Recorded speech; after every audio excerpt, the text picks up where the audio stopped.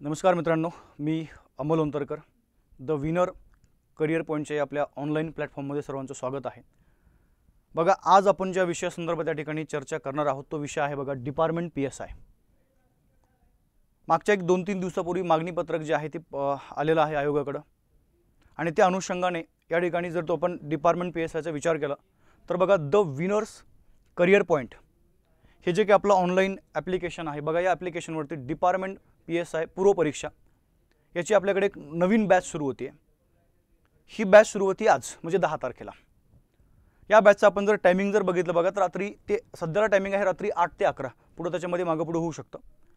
आता जर आपण पूर्णपणे जर या डिपार्टमेंट PSI पदाचा जर विचार केला बघा, त्यामध्ये 50 प्रश्न हे तुमचे किंवा 50 ज्या ठिकाणी जे मार्क आहेत ते टोटली बघा GS वरती आहेत आणि GS पैकी बघा सगळ्यात महत्त्वाचा एक विषय आपण जर म्हणलं त्या ठिकाणी तर तो आहे इतिहास। तर आजच्या लेक्चरमध्ये आपण ज्या विषयाबद्दल बोलूया, जर आपण मागच्या जर एक 2-3 वर्षापूर्वीचा किंवा 2-4 तुमचे जे पेपर झाले बघा त्या पेपरचा जर विचार केला तर त्या एग्जाममध्ये नेमकं आपल्याला इतिहासावरती प्रश्न आलेत किती, कोणत्या टॉपिकवरती प्रश्न आहे, बरं मग महाराष्ट्राचा इतिहास तुम्हाला आहे का, कारण की बऱ्याचशा मुलांचे हे पण प्रश्न असतात की सर महाराष्ट्र आहे का, तर तेही आपण त्याबद्दल चर्चा करूया। मग जर भारताचा इतिहास आहे तर मग कोणता कंटेंट त्यामध्ये आहे ते पण आपण त्या ठिकाणी बघूया। परंतु एक पहिला मुद्दा, आपण जर पाठीमागच्या जर काही प्रश्नपत्रिका इथं जर बघितल्या तर त्या प्रश्नपत्रिकेमध्ये इतिहास हा जो विषय आहे बघा, काही पेपरमध्ये तुम्हाला 7 प्रश्न आलेत, काही एग्जाममध्ये 8 आहेत, काही एग्जाममध्ये 9 आहेत, तर काही एग्जाममध्ये 6 पण प्रश्न आलेले आहेत। एक सरासरी आपण जर म्हणलं बघा की एक 7 ते 8 प्रश्न तुम्हाला इतिहासावरती आहेत। बाकी तुमचा पुढचा भाग हा समाजसुधारकांचा आहे, तिथे पण तुम्हाला परीक्षेमध्ये प्रश्न आहेत। पण मग आजच्या व्हिडिओमध्ये आपण काय करू माहिती आहे का, नेमकं आपल्याला इतिहासावरती प्रश्न आलेत कसे, कोणत्या कंटेंटवर किती प्रश्न आलेत आपण त्याबद्दल चर्चा करूया। पहिला मुद्दा 2016चा पेपर या ठिकाणी आहे, 17 आणि 21 असं जर आपण 3 पेपरचं जर या ठिकाणी जर विश्लेषण केलं तर पहिला मुद्दा 1857चा उठाव। बघा काय होतं, बऱ्याचदा आपण ज्यावेळेस बघा सिलेबस बघतो त्या सिलेबसमध्ये सरळ तुम्हाला दिलेलं आहे 1857च्या पुढं, परंतु ज्यावेळेस तुम्ही प्रॉपर पाठीमागे झालेले क्वेश्चन पेपर पाहता बघा, या ठिकाणी बरेचसे प्रश्न हे तुमचे 1857च्या पूर्वी आलेले आहेत, म्हणजे त्याच्या पूर्वीचे। जसं बघा तुमचा एक प्रश्न आहे कायमधारा पद्धत, बरोबर आहे का, त्यानंतर बंगालचा पहिला गव्हर्नर। आता वास्तविकतेमध्ये कायमधारा पद्धत वगैरे हे जे प्रश्न आहेत हे तुमचे 1857च्या पूर्वीचे आहेत, पण तुम्हाला प्रश्न तिथे आलेले आहेत। मग जरी सिलेबस त्या ठिकाणी 1857च्या जर पुढचा जरी असला तरी आपल्याला काय करायचं माहिती आहे का, पाठीमागचे जे मेन कंटेंट आहेत त्यावरती पण आपण त्या ठिकाणी चर्चा करूया। तर पहिला मुद्दा एक लक्षात ठेवायचा बघा, आपल्याला काय करायचं आहे इथं तुम्हाला चर्चा करायची बघा उठावासंदर्भात। मग आता उठावासंदर्भात आपण जर बघितलं बघा 2016 मध्ये, 17 मध्ये आणि 21 मध्ये त्या ठिकाणी महाराष्ट्रामध्ये उठाव कोणत्या कोणत्या भागात झाले किंवा त्याचा जो विस्तार महाराष्ट्रातला आहे तिथं तुम्हाला प्रश्न आलेला नाही येतं। तुम्हाला प्रश्न आला बघा त्या ठिकाणी भारतामध्ये उठाव जो आहे त्या संदर्भात प्रश्न आलेला आहे आणि तोही सिंपल प्रश्न, म्हणजे बघा कधी कधी तुम्हाला प्रश्न ते म्हणजे उठावाचं कारण असेल किंवा पहिली ठिणगी उठावाची कुठं पडली वगैरे अगदी बेसिक लेवलचे प्रश्न असतात। पहिला मुद्दा 2016 मध्ये बघा उठावावरती तुम्हाला 2 प्रश्न आले, 17 मध्ये 1 प्रश्न आलाय, 21 मध्ये एकही प्रश्न आलेला नाही आहे। त्यानंतर बघा जर आपण राष्ट्रीय काँग्रेसबद्दल बोललो, ओके सुरुवातीला फक्त आपण तिला काँग्रेस म्हणूया, ज्यावेळेस आपण त्या ठिकाणी पूर्ण म्हणजे आपण बॅचमध्ये हा विषय शिकू किंवा त्या ठिकाणी या काँग्रेसपर्यंत आपण येऊया, अगदी डिटेल्समध्ये त्या ठिकाणी तुम्हाला मी घेण्याचा प्रयत्न करेल। पहिला मुद्दा काँग्रेस, पुन्हा तोच मुद्दा आहे महाराष्ट्र आणि भारत। जर आपण महाराष्ट्राबद्दल बोलतो इथं काही प्रश्न नाही आहे, पण जर आपण भारताबद्दल बोललो बघा तर 2016 मध्ये 1 प्रश्न आहे, 17 मध्ये प्रश्न नाही आहे, 21 मध्ये 2 प्रश्न आलेले आहेत आणि तेही प्रश्न लक्षात ठेवायचे। जसं बघा तुम्हाला इथं प्रश्न असतात कसे काँग्रेसवरती, एक तर पहिला मुद्दा काँग्रेसची स्थापना किंवा काँग्रेस स्थापनेच्या म्हणजे ती संघटना स्थापन होण्याच्या पूर्वी म्हणजे 1885च्या पूर्वी भारतामध्ये ज्या काही प्रादेशिक संघटना होत्या, मग ती संघटना प्रादेशिक जसं बघा आपण जर बघितलं तर बॉम्बे असोसिएशन आहे, मद्रास असोसिएशन आहे, बरोबर आहे की नाही। एक वास्तविकता लक्षात ठेवतो बघा, काँग्रेसची संघटना ही त्या ठिकाणी राजकीय हक्काच्या मागणीसाठी झाली होती। मग राजकीय काम करणाऱ्या 1885 पूर्वीच्या संघटना भारतामध्ये कोणत्या कोणत्या होत्या, ज्या प्रादेशिक आहेत। परंतु जर तुम्ही काँग्रेसबद्दल बोलले बघा तर काँग्रेस ही त्या ठिकाणी अखिल भारतीय स्तरावरती स्थापन झालेली पहिली संघटना, ज्या पूर्वीच्या आहेत त्या प्रादेशिक संघटना। मग तुम्हाला इथं प्रश्न कोणता असतो, ज्या प्रादेशिक संघटना आहेत ती संघटना कोणत्या भागातली आहे आणि कोणी स्थापन केली। जसं बॉम्बे असोसिएशन बॉम्बे भागातली आहे, मद्रास असोसिएशन त्या मद्रासच्या भागामधली आहे। मग ह्या अशा तुम्हाला प्रादेशिक संघटना जर विचारल्या ते पण तुम्हाला लक्षात ठेवायचे। मग आता जर तुम्ही काँग्रेसबद्दल बोलले बघा तर इथं तुम्हाला काय करायचे, काँग्रेस तिचे अधिवेशनाचे अध्यक्ष आणि फार लक्षात ठेवतो बघा सुरुवातीचे 3-4 किंवा 5 अधिवेशन, या अधिवेशनामध्ये किंवा त्या अधिवेशनाला संपूर्ण भारतातनं किती सदस्य उपस्थित राहिले होते तो एक पॉईंट लक्षात ठेवायचा. आणि अधिवेशनासंदर्भात मेन पॉईंट जसं बघा, म्हणजे काय होतं बऱ्याचशा जसं आपण थोडंसं त्या अधिवेशनासंदर्भात जातो बघा, तर 1885 पासून आता आपण थोडं जर पुढे गेलो 1894-95 पर्यंत एक व्यक्ती अशा आहेत की ज्यांनी काय केलं माहिती आहे का, त्या प्रत्येक वर्षीच्या अधिवेशनाला फंडिंग केलं, म्हणजे आर्थिक मदत केलेली आहे. हे असे तुम्हाला कधी कधी प्रश्न येऊ शकतात. तर त्या व्यक्तींचं नाव लक्षात ठेवतो बघा. पहिले अध्यक्ष आहेत ते व्यामेशचंद्र बॅनर्जी. म्हणजे आपण काय करू माहिती आहे का, काँग्रेसच्या त्या स्थापनेपासून तर तिचा पूर्ण जो प्रवास आहे, महत्त्वाचे अधिवेशन त्याचा आपण अभ्यास करणार आहोत. मग इथं तुम्हाला काय करायचे, एक तर पहिला मुद्दा अधिवेशन लक्षात ठेवतो कोणत्या ठिकाणी भरवलं गेले, त्यानंतर कोणत्या वर्षी भरवलं गेले आणि त्या अधिवेशनाचे अध्यक्ष कोण होते. आणि अजून एक, अध्यक्ष ठीक आहे, परंतु त्या अधिवेशनामध्ये कोणते कोणते महत्त्वाचे ठराव पास केले. जसं बघा काय होतं, आता मॅक्झिमम विद्यार्थ्यांना एक माहिती की काँग्रेसमध्ये जी पहिली तुमची फूट पडली, म्हणजे काँग्रेस अंतर्गत तुमचे जे दोन गट होते, जहाल गट आणि मवाळ गट, यांच्यामध्ये पहिली फूट कधी पडली बघा, 1907 मध्ये, ते सुरतचं अधिवेशन.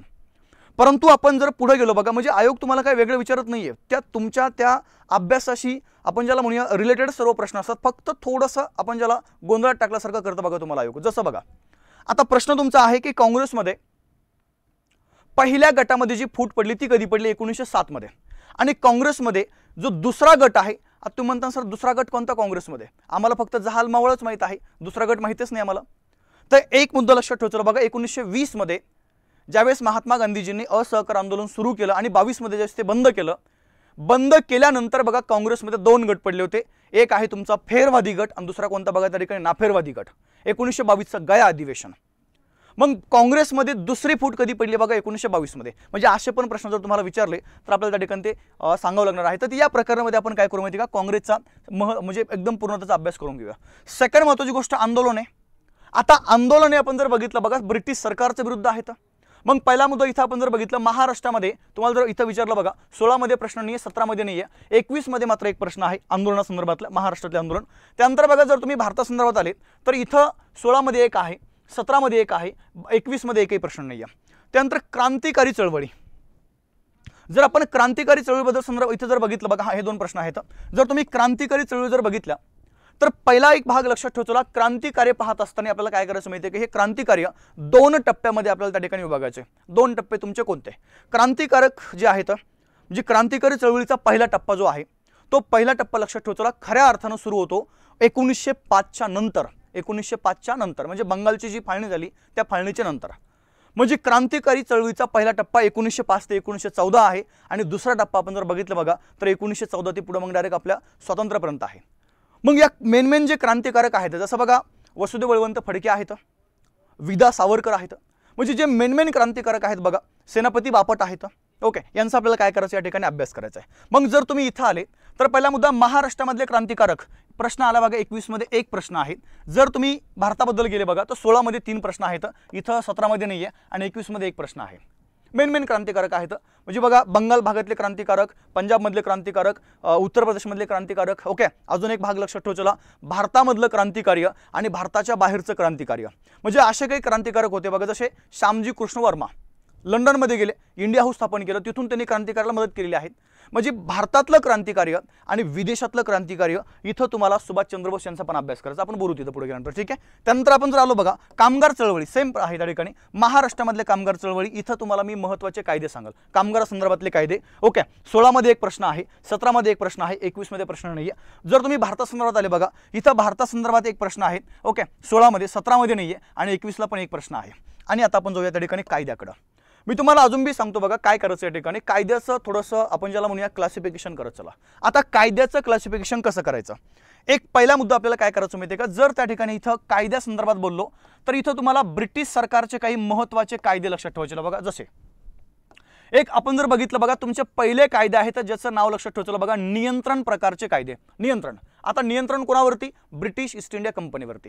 मग नियंत्रण कायदे कोणते कोणते, जसं आपण जर बघितलं बघा तर 1773चा हा रेग्युलेटिंग ऍक्ट आहे. ओके, त्यानंतर 1781चा कायदा, 1784चा आपला पिट्स कायदा आहे आणि 1786चा कायदा. हे झाले तुमचे पूर्णपणे कोणते कायदे बघा, नियंत्रण कायदे. त्यानंतर आपण जर थोडंसं पुढे गेलो बघा, तुमचे त्या ठिकाणी ज्याला आपण चार्टर ऍक्ट म्हणूया, त्याला इकडं आपण म्हणूया सुधारणा कायदे. कोणते कायदे, सुधारणा. इथं पण 4 कायदे आहेत. मग त्यापैकी आपण जर बघितलं तर पहिला सुधारणा कायदा 1793चा आहे. पुन्हा आपण पुढे गेलो बघा 1813 आहे, 1833 आहे आणि अजून एक लक्षात ठेवा चला 1853 आहे. म्हणजे हे 4 कायदे तुम्हाला या ठिकाणी बघायचे आहेत. जर थोडंसं आपण पुढे गेलो अजून एक महत्त्वाचा ज्याला आपण राणीचा जाहीरनामा म्हणूया, राणीचा त्या ठिकाणी काय बघा जाहीरनामा, एक सिंपल कायदा आहे तो. ओके, कायदा म्हणा किंवा त्याला तुम्ही जाहीरनामा म्हणू शकता. तो आहे बघा तुमचा कोणता 1858चा. त्यानंतर आपण जर पुढे गेलो बघा इथं सरळ भारतीय परिषदेचे कायदे आपण ज्याला म्हणूया, काय त्या ठिकाणी भारतीय परिषदेचे कायदे. आता जर तुम्ही भारतीय परिषदेच्या कायद्याबद्दल बोलले मग तुमचे कायदे कोणते कोणते बघा, तर भारतीय परिषदेचा पहिला कायदा आहे तुमचा 1861. त्यानंतर थोडंसं आपण जर पुढे गेलो बघा 1892चा कायदा. 2 कायदे तुमचे कोणते या ठिकाणी राष्ट्रीय परिषदेचे कायदे. जर तुम्ही अजून थोडंसं पुढे गेले बघा अजून एक कायदा आहे. ओके, इथं अजून एक आहे 1892 आणि अजून एक लक्षात ठेवा चला 1909चा ज्याला आपण नाव दिलं बघा मोर्लो मिंटो सुधारणा कायदा. म्हणजे परिषदेचे तुमचे कायदे 3. एक एक कायद्याबद्दल आपण चर्चा करू. ठीक आहे, ज्यावेळेस आपली ही बॅच रन होईल या बॅचमध्ये तुम्हाला मी एक एक कायदा आणि त्या कायद्यामध्ये नेमकं काय काय तरतुदी आहेत सर्व त्या ठिकाणी इथं आपण बघूया. त्यानंतर आपण जर पुढे गेलो बघा एक आहे तुमचे भारतीय सुशासनाचे कायदे. काय बोलले, भारतीय सुशासनाचे कायदे. 2 कायदे आहेत. एक तुमचा आहे बघा 1919चा मॉन्टेग्यू चेम्सफोर्ड कायदा आणि 1935चा कायदा. आणि शेवटी लक्षात ठेवा चला भारतीय स्वातंत्र्याचा कायदा. काय बोलले, स्वातंत्र्याचा कायदा जो आहे तुमचा 1947चा. अजून काही महत्त्वाच्या गोष्टी आपण जर बघितलं बघा तुम्हाला काय करायचंय या ठिकाणी दुष्काळ आयोग लक्षात ठेवायचे. तर काय त्या ठिकाणी दुष्काळ आयोग. मग एकूण जर आपण बघितलं बघा 4 ते 5 दुष्काळ आयोग आहेत. जसं तुमचा 1860चा कर्नल स्मिथ आहे, 1866चा कॅम्पेबल आहे, त्यानंतर 1876चा रिचर्ड स्ट्रॉची आयोग आहे, त्यानंतर 1800 आपण जर बघितलं बघा 96-97चा जनरल लॉल आयोग आहे आणि अजून जर आपण थोडंसं पुढे गेलो बघा 1899चा मॅकडोनाल्ड आयोग आहे. हे तुम्हाला काय करायचं माहिती आहे का, दुष्काळ संदर्भातले आयोग आणि त्या आयोगाने नेमकं काय काय तरतुदी केल्या बेसिक माहिती आहे ती आपण या भागामध्ये कव्हर करूया. त्यानंतर थोडंसं आपण जर पुढे गेलो तुम्हाला त्या ठिकाणी काही शैक्षणिक कायदे जे आहेत या पण कायद्यांचा अभ्यास करायचा आहे. मग शैक्षणिक कायदे कोणते कोणते, जसं बघा आपण जर बघितलं 1813चा एक छोटासा अधिनियम आहे, 33चा अधिनियम आहे. त्यानंतर आपण थोडंसं पुढे गेलो बघा 1835चा तुमचा त्या ठिकाणी झिरप्ता सिद्धांत आहे. त्यानंतर 1854चा चार्लस वुडचा खलिता आहे. त्यानंतर 1859ला आपण जर आलो बघा या ठिकाणी स्टॅनलेचा खलिता आहे, स्टॅनले खलिता येतो कधी कधी. त्यानंतर 1882 मध्ये आपला विल्यम हंटर कमिशन आहे, बरोबर आहे का रे. त्यानंतर 1901-2 बद्दल आपण जर बघितलं बघा तर तुमच्या सिमला परिषद आहेत. त्यानंतर थोडंसं आपण जर पुढे गेलो 1917 आहे तुमचं, 29 आहे म्हणजे हर्टॉग समिती आहे तुमची, बरोबर आहे ना. ह्या मेन तुमच्या सार्जंट समिती. म्हणजे एक आपल्याला काय करायचं माहिती आहे का, ह्या शैक्षणिक सर्व सुधारणा ज्या आहेत या संदर्भात आपण इथं त्या क्लिअर करूया. ठीक आहे, अशा प्रकारे आपण जर बघितलं बघा तर या ठिकाणी मॉडर्न हिस्ट्री जो आहे तो तुम्हाला परीक्षेमध्ये विचारला जातोय. हे मेन कंटेंट आहेत. शक्यतो जर आपण जर पाठीमागचे जर क्वेश्चन पेपर अनालिसिस केले तर या सर्व मुद्द्यासंदर्भात तुम्हाला परीक्षेमध्ये प्रश्न आलेले आहेत. बघा 16 मध्ये पूर्णपणे हा जो आपला इतिहास आहे त्यावरती तुम्हाला प्रश्न होते एकूण 10 प्रश्न. किती प्रश्न, 10. त्यानंतर 21 मध्ये एकूण प्रश्न होते तुमचे 8 प्रश्न आणि 21 मध्ये तुमचे एकूण प्रश्न त्या ठिकाणी किती बघा 7 प्रश्न. म्हणजे सरासरी आपण जर बघितलं तर एक 7-8 ओके त्या ठिकाणी 10 असा एक रेशो आपल्या इतिहासावरती प्रश्नांचा आहे. त्यामुळे पहिला मुद्दा ह्या बॅचमध्ये जी आपण या ठिकाणी बॅच सुरू केलेली आहे त्या बॅचमध्ये पूर्णपणे जो काही त्या ठिकाणी कंटेंट तुम्हाला मी आता दिलेला आहे तो संपूर्ण कंटेंट पूर्ण केला जाईल. ओके, पूर्ण डिपार्टमेंट PSI याची जी पूर्व बॅच आहे ती त्या ठिकाणी तुम्हाला या जे काही ॲप्लिकेशन आहे बघा द विनर्स करिअर पॉईंट या ॲप्लिकेशनवरती त्या ठिकाणी पाहायला मिळेल. ओके, जर बॅच संदर्भात जर अजून तुम्हाला जर त्या ठिकाणी डिटेल्समध्ये माहिती जर हवी असेल तर या ठिकाणी एक नंबर देतो बघा मी. नंबर आहे ओके, नंबर आहे तुमचा 9823 75 24 25. नंबर आहे, पुन्हा रिपीट करतोय 9823 75 24 25 हा नंबर आहे. ओके, आदरणीय कदम सर यांचा तो नंबर आहे. तुम्ही या बॅच संदर्भात जी माहिती आहे ती कदम सरांना कॉल करून अजून डिटेल्समध्ये माहिती तुम्ही या बॅच संदर्भात घेऊ शकता. ओके, तर भेटू आपण आणि लगेच बघा पुढच्या काही 1-2 लेक्चरमध्ये पाठीमागे झालेले जेवढे काही तुमचे प्रश्न आहेत इतिहासावरले प्रश्न त्या प्रश्नांचा आपण त्या ठिकाणी यूट्यूबवरती लाईव्हमध्ये काय करू बघा त्याचं ॲनालिसिस या ठिकाणी घेऊया. थांबूया आपण. जर बॅच ज्या विद्यार्थ्यांना लावायची नंबर पुन्हा रिपीट करतोय 9823 75 24 25 कदम सरांचा नंबर आहे. त्या नंबरवरती तुम्ही कॉन्टॅक्ट करून डिपार्टमेंट PSI पूर्व या बॅच संदर्भात जी माहिती आहे ती माहिती तुम्ही त्या ठिकाणी घेऊ शकता. थांबूया. जय हिंद, जय महाराष्ट्र, शुभ दिवस.